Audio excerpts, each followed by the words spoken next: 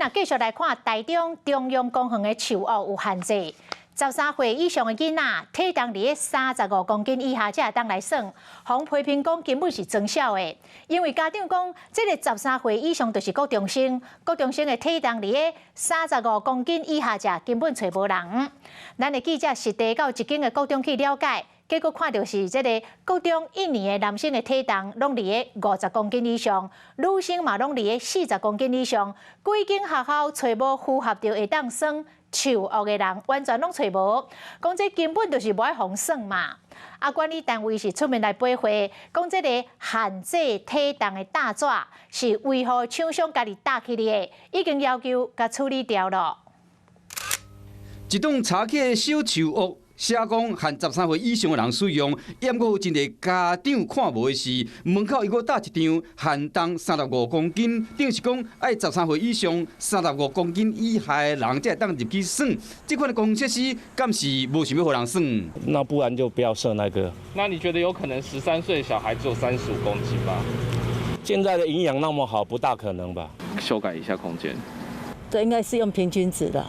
13岁是国中1年啊，是坐到国中去了解这个年岁的囡仔有偌重。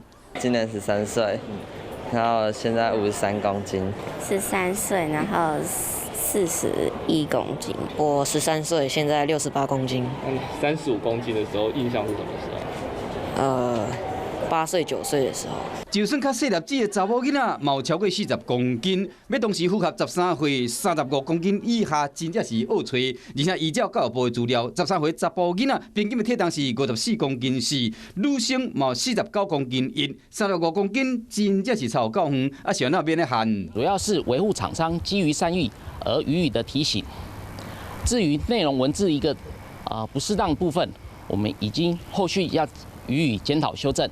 然后目前已经全部的撤除，在13岁以上的大人化、成人化都可以上去。管理单位赔回讲，启用时本来是规划限定12岁以下爱由家长陪同，13岁以上会使家己入去，后来厂商家己搭这个大纸限制体重，未来加强管理，避免类似的状况搁发生。